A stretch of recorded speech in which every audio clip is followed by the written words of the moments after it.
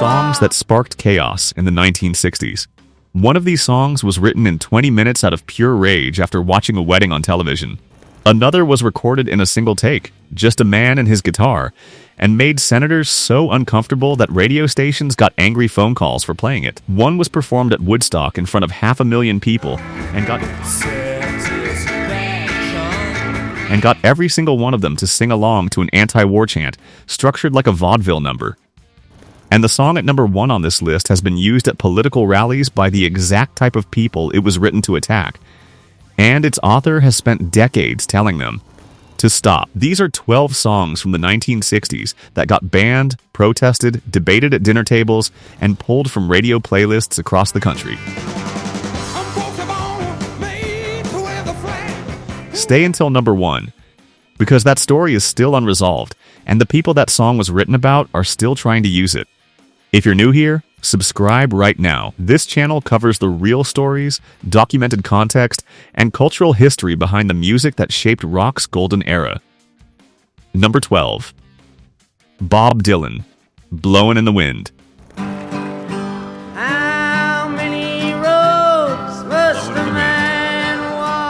Bob Dylan was 22 years old when he released this folk ballad in 1963. The song asked questions. It did not provide answers. How many roads must a man walk down? How many times can a man turn his head and pretend he does not see? That structural choice, sustained interrogation without resolution, was more unsettling to certain audiences than any direct statement would have been. It forced the listener to sit with the question rather than receive an answer that could be accepted or dismissed. Radio stations across the South pulled it immediately. They understood exactly what Dylan was addressing, even though he never used the words civil rights or segregation. The song's targets were named through implication, and the implication was precise. Peter, Paul, and Mary recorded a cover version that reached number 2 on the charts, carrying Dylan's framework into living rooms and radio formats that might not have accepted the original. The song became an anthem of the civil rights movement, sung at marches, at sit-ins, at demonstrations across the country. For a nation with a significant institutional investment in not discussing race openly, a song that did nothing but ask direct questions about human dignity and turned them back on the listener was, as Dylan himself understood, more structurally threatening than a protest sign. You cannot argue with a question. You can only answer it or acknowledge that you won't. Number 11. The Rolling Stones, I Can't Get No Satisfaction. In 1965, Keith Richards woke up in a hotel room with a riff in his head, recorded it half asleep on a cassette player, and went back to bed. That riff became one of the most recognized guitar figures in the history of popular music, but the guitar was not the element that caused the institutional problems. Radio programmers and network television executives were disturbed by the lyrical content, specifically Mick Jagger singing about attempting to seduce a woman during a commercial break. Ed Sullivan required lyric alterations before allowing the band to perform it on his show.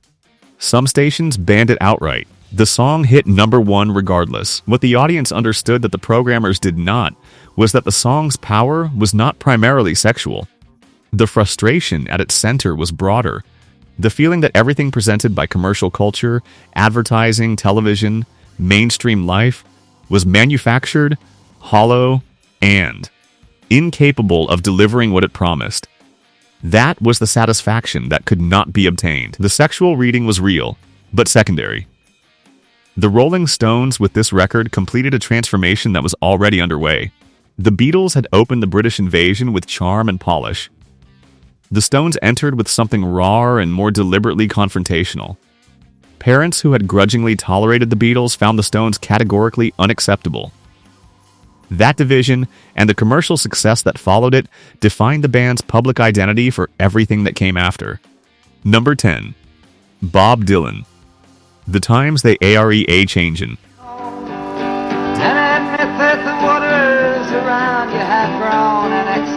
Dylan returned in 1964 with a song recorded in a single take, his voice, his guitar, and a direct message delivered. Without the ambiguity of Blowin' in the Wind, he named his targets specifically: senators, congressmen, mothers and fathers. He told them their world was ending. He told them to get out of the way if they could not help move it forward. The Civil Rights Act was being debated in Congress. Young people were burning draft cards. The Beatles had arrived in America weeks before. The cultural context in which Dylan released this record made every line land with specific weight. Conservative commentators called him a troublemaker. They said he was encouraging young people to disrespect authority.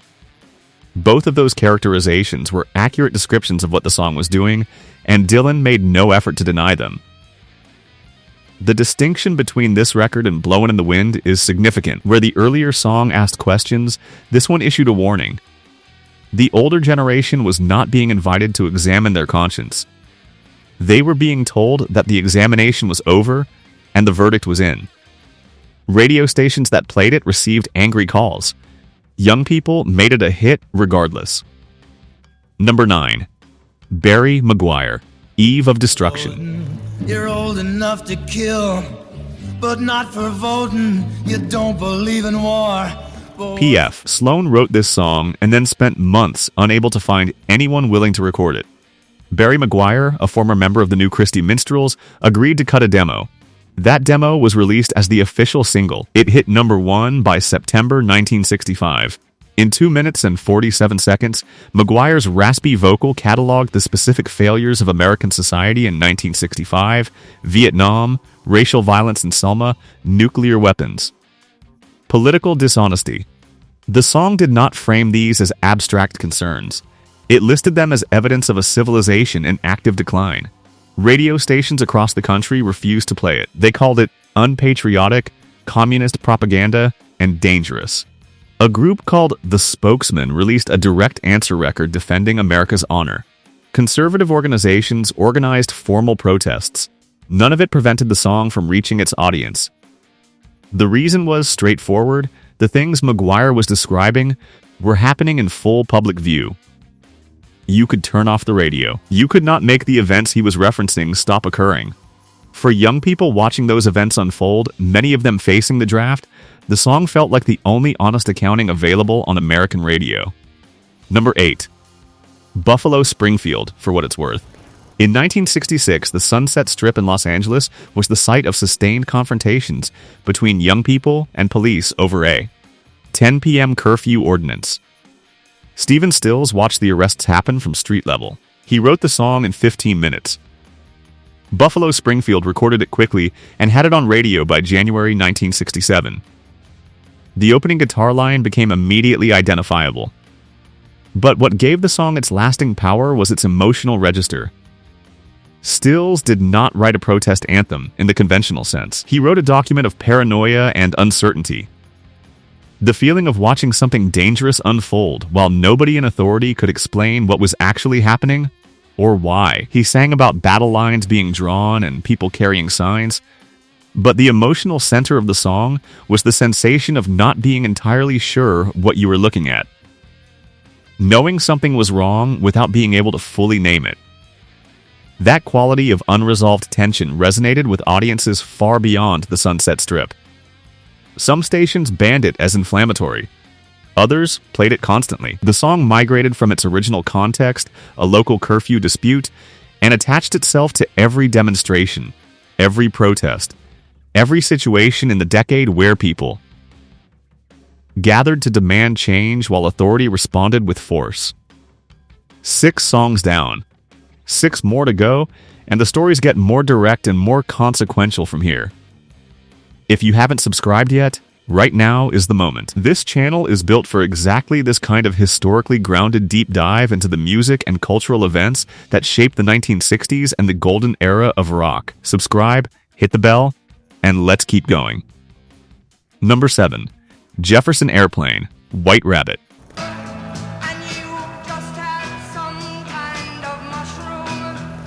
Grace Slick wrote this song before she joined Jefferson Airplane and brought it with her as a fully formed piece.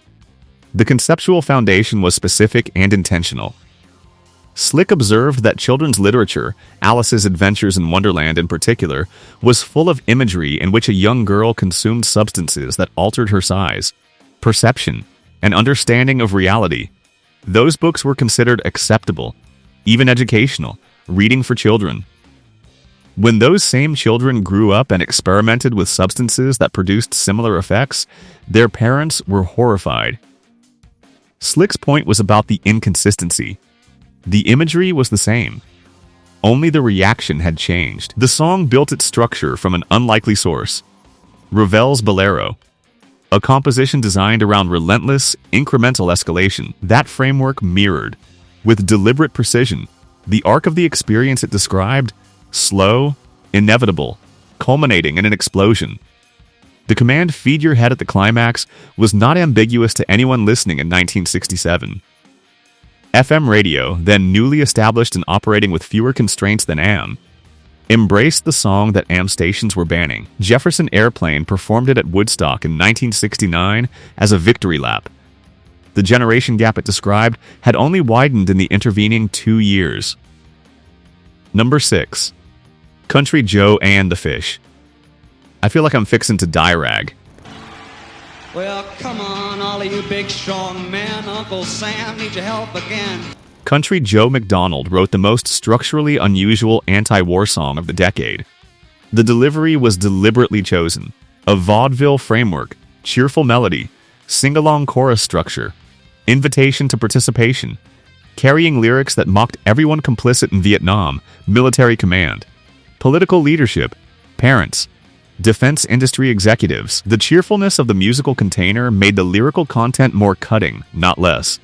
You had to listen to what you were actually singing along to. Radio stations refused to play it entirely. The content was too direct, the mockery too specific, the anger too undisguised. At concerts and protests, it became the song everyone knew. McDonald performed it at Woodstock before an audience estimated at 500,000 people and led the crowd through the call and response opening. The footage is documented.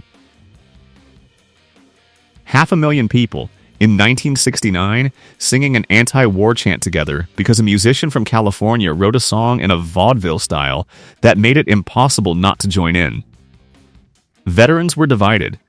Some found it disrespectful. Others, serving in Vietnam or recently returned, found it the most honest account of their situation available on any American record. McDonald was not interested in polite protest. He was interested in stating what he believed to be true, regardless of who it made uncomfortable. Number 5. The Rolling Stones' Street Fighting Man. 1968 was the year of the Paris student riots, the assassination of Martin Luther King Jr., the assassination of Robert Kennedy, and the Democratic National Convention in Chicago, where police attacked protesters on national television. The Rolling Stones recorded Street Fighting Man while all of that was happening simultaneously. Radio stations in Chicago banned it immediately upon release, citing concerns that it would incite further violence. Other cities followed. The controversy amplified the demand. The song's complexity lies in its emotional ambivalence. Jagger sang about wanting to fight in the streets, but also about drowsiness, about London's relative quiet, about feeling removed from the revolutionary energy he was describing. He wanted to capture the fury of 1968 without issuing a direct call to specific action. Whether that ambivalence was philosophical or strategic has been debated since the record was released. What the song successfully produced was the sensation of danger. The listener could not be entirely sure whether it was encouraging revolution or observing it. That uncertainty made everyone nervous, which, for the Rolling Stones, was precisely the intended outcome. Number 4. The Rolling Stones' Sympathy for the Devil. Later in 1968, the Stones released a song narrated from the perspective of Satan. The narrator claimed credit for the crucifixion of Jesus, the Russian Revolution, the Blitzkrieg, and the Kennedy assassinations. Religious groups organized complaints. Radio stations received objections. Some banned it. During a British television taping, the studio caught fire while the Stones were performing it. People who were inclined to see the event as significant called it a sign. It was almost certainly an electrical fault. Jagger later explained the song's origin clearly. It was inspired by Mikhail Bulgakov's novel The Master and Margarita and was intended as a meditation on the human capacity for evil, specifically the tendency to attribute atrocities to external supernatural forces rather than acknowledging human responsibility. The devil in the song is a literary device for that examination. The nuance was largely irrelevant to the controversy. A rock band was singing from Satan's point of view. That was sufficient for the reaction it received, which was the reaction the Stones understood they would receive when they recorded it. Number 3. The Beatles, Revolution. In 1968, John Lennon watched student riots in Paris, political violence in American cities, and the growing militancy of revolutionary movements worldwide and could not decide where he stood. He wrote 2 versions of the same song to contain the contradiction. The slower version, recorded during the White Album sessions, included both in and out in the same line about destruction, simultaneously rejecting and leaving open the possibility of violent change. The faster version, released as the B-side to Hey Jude, was more direct. If they wanted destruction, they could count him out. The radical left felt betrayed. Students in Paris and London who had been using Beatles records as soundtrack for their demonstrations felt abandoned by a man they had regarded as a cultural ally. The right was simultaneously furious that Lennon had even considered violence as a possibility. The New Left Review published a formal critique accusing Lennon of betraying the revolutionary cause. Conservative commentators pointed to the ambiguous version as evidence that the Beatles were encouraging the dismantling of society. Lennon spent months in interviews defending a song that had managed to alienate every political constituency simultaneously by refusing to fully commit to any of them. What the song actually captured was the experience of 1968 honestly. The overwhelming desire for change combined with a genuine, reasonable fear of what violent revolution produces. That ambivalence was shared by millions of people who wanted something better, but had not resolved what they were willing to do to obtain it. Lennon put that unresolved tension on a record and discovered there was no neutral position available. Number 2. James Brown. Say It Loud. I'm Black and I'm Proud. James Brown released this record in August 1968, 3 months after Martin Luther King Jr. was assassinated. Brown had spent his career navigating the commercial geography of crossover success, maintaining his connection to the black community while building an audience with white listeners. He had performed at benefit concerts after King's death specifically to help reduce tensions in cities at the edge of erupting. Vice President Hubert Humphrey had publicly thanked him for those efforts. He was tired.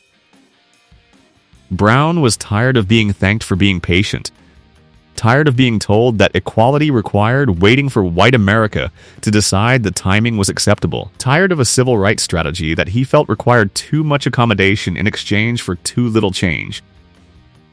He wrote the song quickly, influenced by conversations with young black activists who had reached the same conclusion. Then he did something that transformed the recording. He brought in children from Watts and Compton to sing the chorus. Their voices, young, direct, and completely unafraid, made it impossible for anyone to frame the song as threatening. These were children claiming their identity, claiming it as a birthright rather than something extended by permission. Many radio stations refused to add it. Program directors called it divisive and inflammatory. Stations that had played Brown's music for years found reasons not to schedule this one. It hit number 1 on the R&B charts and reached number 10 on the pop charts despite that resistance. The black community did not need radio programmers to find it. They bought it in record stores. They requested it on black radio. They played it at every gathering where someone needed to hear it said plainly. Number 1. Creedence Clearwater Revival. Fortunate Son. John Fogerty was watching a television broadcast of David Eisenhower's wedding in 1969 when he wrote this song. Eisenhower was the grandson of one president and was marrying the daughter of another. He would not serve in Vietnam. While the sons of factory workers and farmers were being drafted and shipped overseas, young men with the right connections were obtaining college deferments, National Guard placements, and medical diagnoses that kept them safely stateside. Fogerty had grown up working class in El Cerrito, California. He knew men from his neighborhood who had gone. He knew the mechanism by which others had not. The unfairness was not abstract or systemic in the way policy language describes it. It was personal, named, and specific. He sat down and wrote the song in approximately 20 minutes. CR recorded it in a single day. 2.5 minutes. No wasted language, no extended verses, no instrumental indulgence. Pure concentrated fury at a class system that assigned the cost of war to the people least positioned to avoid it. Radio stations played it because Creedence Clearwater Revival was one of the biggest bands in America in 1969, and programmers did not have the commercial leverage to bury it entirely. But many ran it short, or scheduled it late when audiences were smaller. The anger was too specific, aimed too directly at people with institutional power. Veterans split on the record. Some found it disrespectful to their service. Others, serving in Vietnam or recently returned, found it the most accurate available description of the reality they had lived. They were the fortunate sons opposite. The song said what they understood, but could not publicly state. The anti-war movement embraced it not as a pacifist document, but as a class document. It was not simply against the war, it was against the specific, documented unfairness of who was required to fight it. Politicians have attempted to use the song at campaign events since its release. Fogerty has consistently, publicly, and in several cases legally demanded they stop. He wrote it as a protest record. He has spent decades ensuring it is not converted into its opposite. That ongoing defense of the song's original meaning, conducted across more than 50 years, is itself a document of what the song was, and what it still threatens to become if its author stops paying attention. 12 songs. 12 documented moments where musicians decided that telling the truth about something specific was more important than the institutional consequences. They got banned. They got their lyric sheets rewritten by television network executives. They got pulled from playlists by radio programmers who received angry calls from people with power. They got criticized from both the left and the right simultaneously. They got organized protests and formal complaints. They also got purchased, sung at marches, played in barracks, taught to children who carried them into the next decade and the decade after that. That is the measure of what these records actually were, not entertainment product, but testimony. A mirror held up to a decade that did not always want to look at itself clearly. Drop a comment right now. Tell me which of these 12 songs you knew before today, and which one hit you differently after hearing the full story. I read every comment, and if you're not subscribed yet, this is the moment.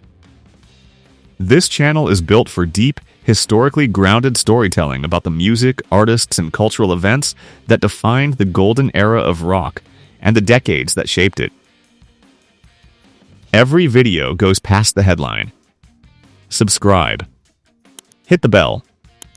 There is a lot more coming.